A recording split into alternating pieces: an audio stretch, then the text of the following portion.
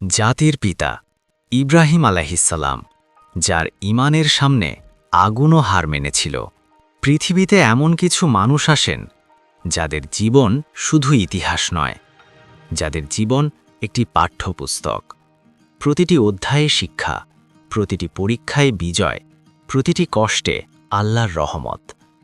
এই মানুষটি, যাকে আল্লাহ নিজে বলেছেন খলিলুল্লাহ, আমার বন্ধু। পৃথিবীর ইতিহাসে আল্লাহ মাত্র একজনকে নিজের বন্ধু বলেছেন, তিনি ইব্রাহিম আলাইহিসসালাম।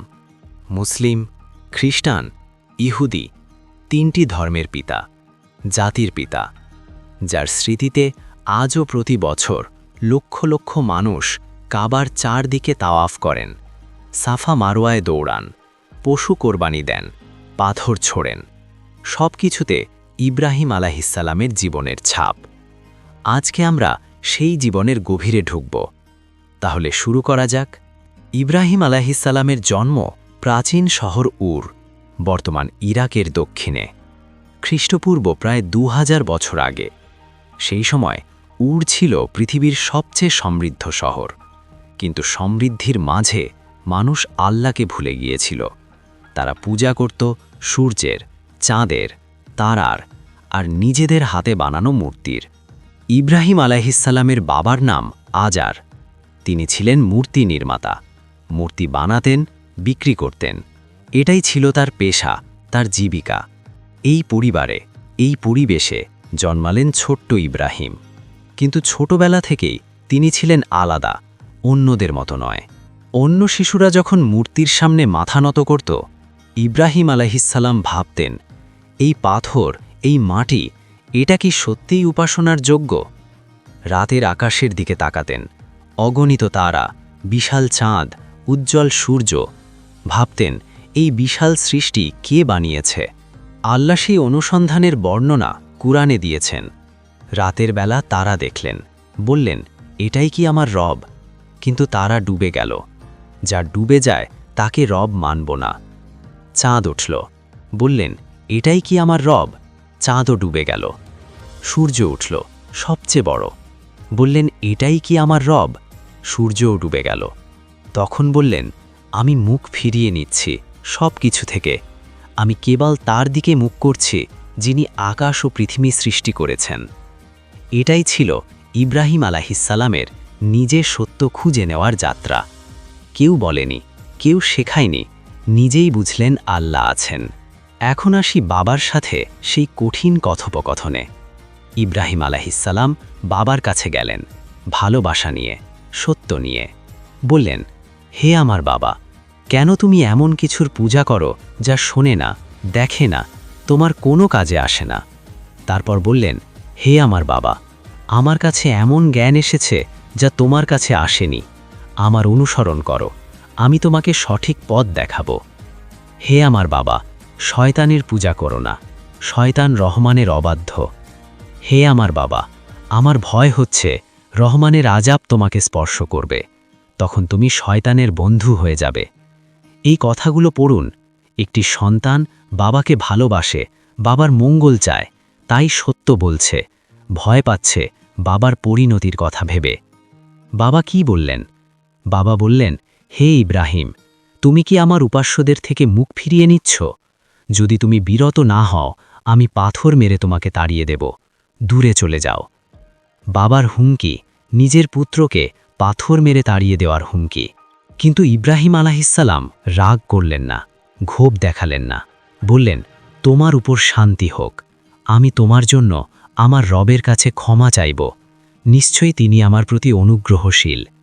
এটাই ইব্রাহিম আলাইহিসসালামের চরিত্র। বাবা হুমকি দিলেও পুত্র বলছেন, তোমার উপর শান্তি হোক, তোমার জন্য দোয়া করব। কিন্তু পরে যখন স্পষ্ট হলো বাবা শিরকের পথ ছাড়বেন না, তখন ইব্রাহিম আলাইহিসসালাম বাবার জন্য মাগফিরাতের দোয়া বন্ধ করলেন। আল্লাহ বলেছেন, ইব্রাহিম তার বাবার জন্য ক্ষমা চাইতেন একটি প্রতিশ্রুতির কারণে।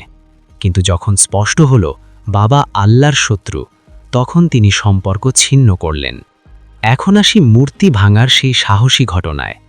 শহরে বড় উৎসব, সবাই বাইরে, মেলায়।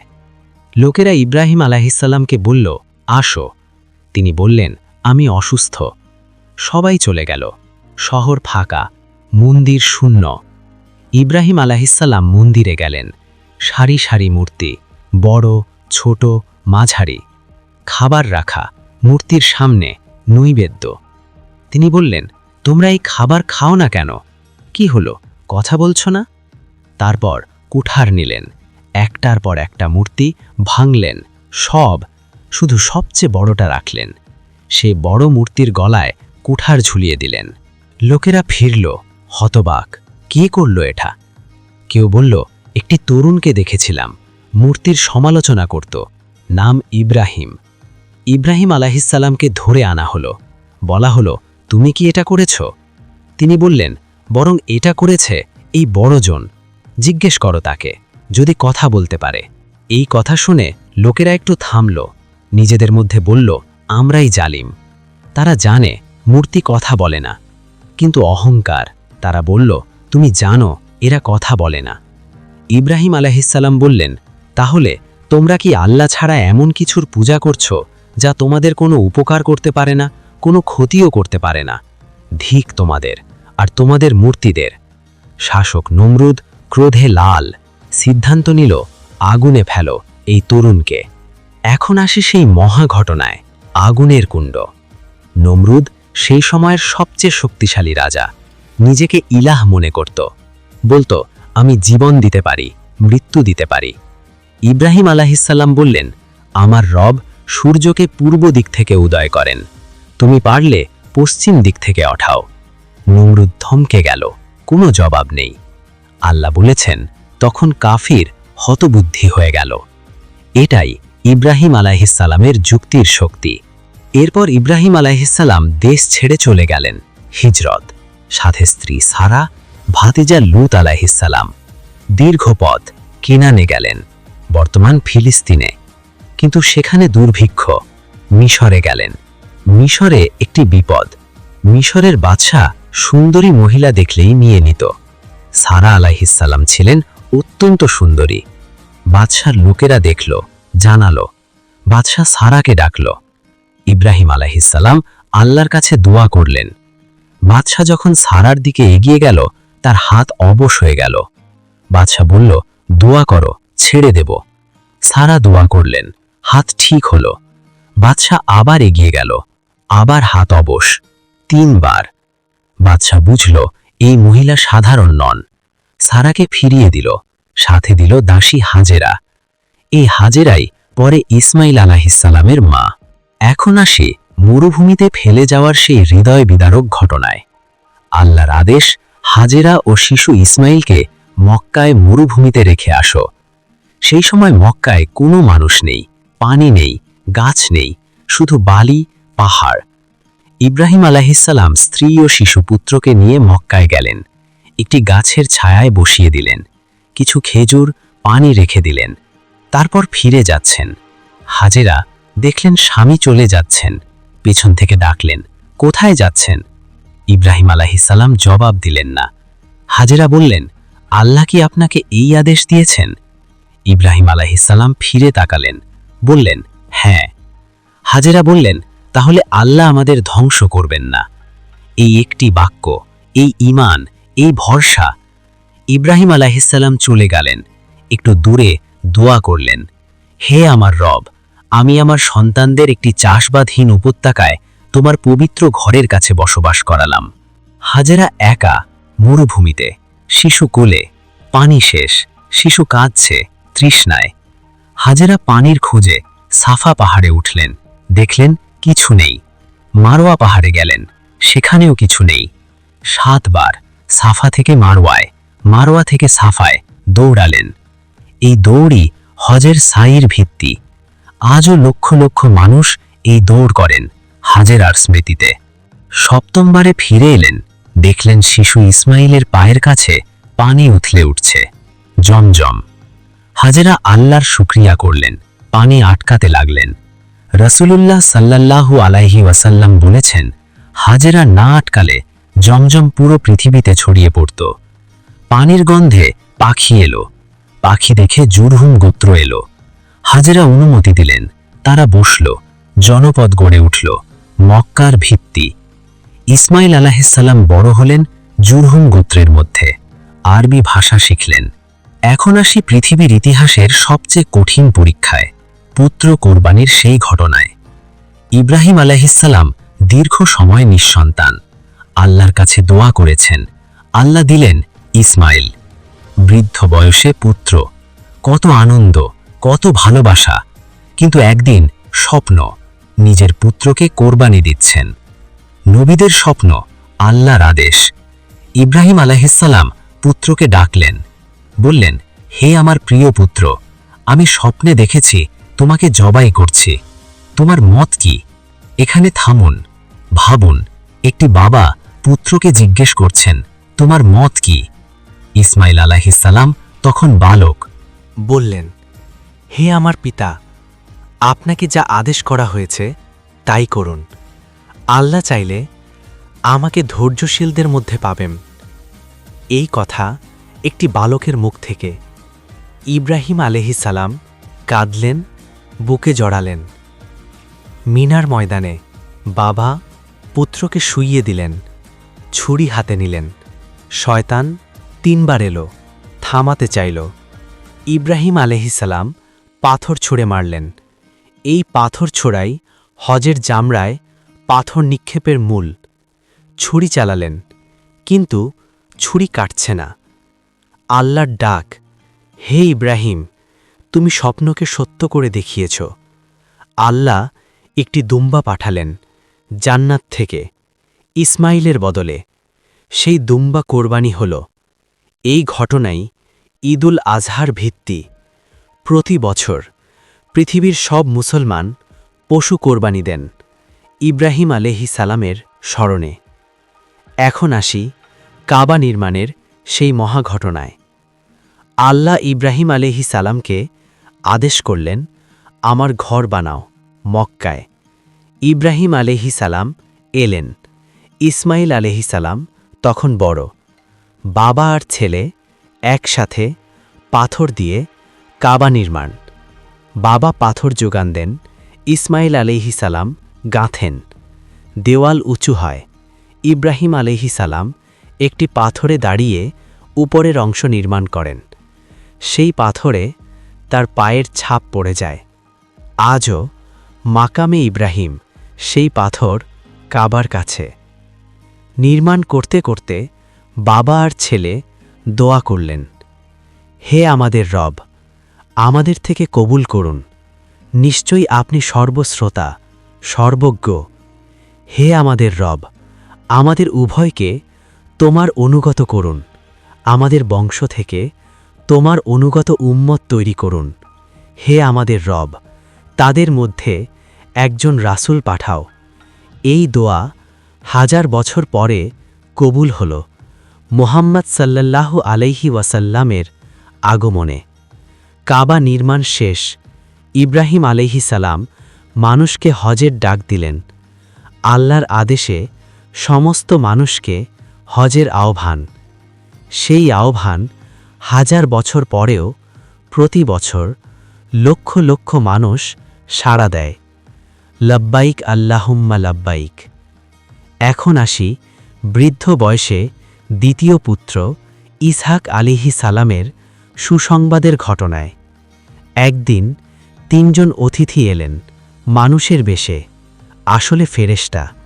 ইব্রাহিম আলাইহিসসালাম অতিথি পরায়ণ।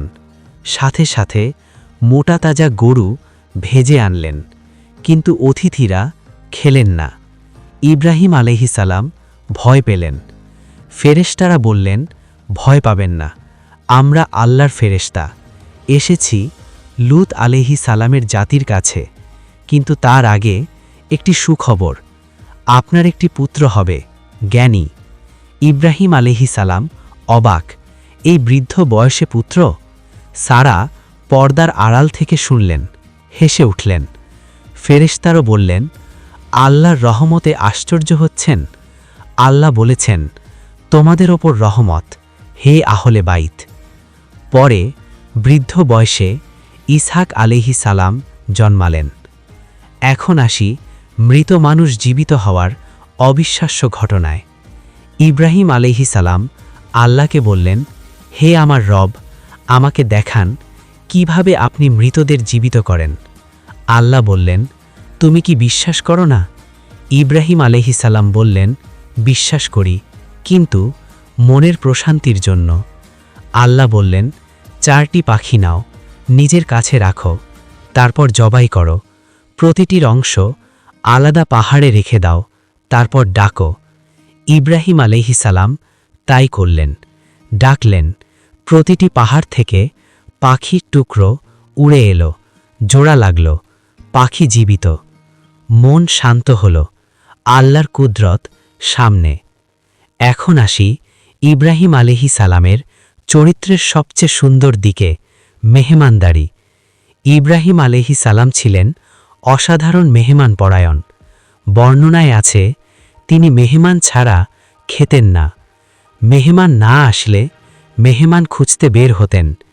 এই গুণটি আল্লাহ এত পছন্দ করেছেন যে কোরআনে তার মেহমানদারির বর্ণনা রেখে দিয়েছেন। এখন আসি ইব্রাহিম আলাইহিস সালামের মৃত্যুর কথায়। বর্ণনায় আছে, মৃত্যুর ফেরেশতা আজরাইল এলেন। ইব্রাহিম আলাইহিস সালাম বললেন, কোনো বন্ধু কি তার বন্ধুর প্রাণ নেয়? আজরাইল আল্লাহর কাছে গেলেন। আল্লাহ বললেন, বলো, কোনো বন্ধু কি তার বন্ধুর সাথে মিলিত হতে চায় না? ইব্রাহিম আলাইহিস সালাম বুঝলেন আল্লাহর সাথে মিলিত হওয়ার ডাক। বললেন, এখনই নাও আমার প্রাণ। এটাই খালিলুল্লাহ, মৃত্যু। আল্লাহর বন্ধুর প্রাণ আল্লাহর কাছে ফিরে গেল। এখন শিক্ষাগুলো। প্রথম শিক্ষা, একা সত্যকে খুঁজুন। ইব্রাহিম আলাইহিস সালাম কেউ শেখায়নি, নিজেই বুঝলেন আল্লাহ আছেন। সত্যকে নিজেই খুঁজতে হয়। দ্বিতীয় শিক্ষা, পরিবারের বিরোধিতাও সত্য থেকে সরাতে পারে না। বাবা হুমকি দিলেও সত্যে অবিচল। তৃতীয় শিক্ষা, আল্লাহর ওপর ভরসাই সবচেয়ে বড় শক্তি। অগ্নিতে ফেলা হলো, আল্লাহ রক্ষা করলেন। চতুর্থ শিক্ষা, কোরবানি মানে আল্লাহর জন্য সবচেয়ে প্রিয় জিনিস ছেড়ে দেওয়ার প্রস্তুতি। পঞ্চম শিক্ষা, হাজেরার ধৈর্য। মরুভূমিতে একা, কিন্তু আল্লাহর ওপর ভরসা, জমজমের পানি এনেছিল। ষষ্ঠ শিক্ষা, বাবার ভালোবাসা। শত্রু হলেও দোয়া থামে না। সপ্তম শিক্ষা, হজের প্রতিটি রীতি ইব্রাহিম আলাইহিস সালামের স্মরণে। সাফা মারোয়া, জামরায় পাথর, ঈদুল আজহা, সব কিছুতে ইব্রাহিম আলাইহিস সালামের জীবনের ছাপ। অষ্টম শিক্ষা, আল্লাহর বন্ধু হতে একটাই পথ, সম্পূর্ণ আত্মসমর্পণ। শেষ কথা, ইব্রাহিম আলাইহিস সালাম একটি নাম, একটি ইতিহাস, একটি আদর্শ। আল্লাহ বলেছেন, নিশ্চয় ইব্রাহিম ছিলেন একটি উম্মত, একটি মানুষ, একটি উম্মতের সমান। তার প্রতিটি পরীক্ষায় আল্লাহকে বেছে নিয়েছেন, বাবার ভালোবাসার চেয়ে, পুত্রের ভালোবাসার চেয়ে, নিজের জীবনের চেয়ে আল্লাহকে। এটাই খালিলুল্লাহ, আল্লাহর বন্ধু। আল্লাহ তাআলা আমাদের ইব্রাহিম আলাইহিস সালামের জীবন থেকে শিক্ষা নেওয়ার তৌফিক দিন। তার মতো আল্লাহর ওপর ভরসা রাখার তৌফিক দিন। তার মতো প্রতিটি পরীক্ষায় আল্লাহকে বেছে নেওয়ার তৌফিক দিন। আমিন। জাযাকাল্লাহু খাইরান।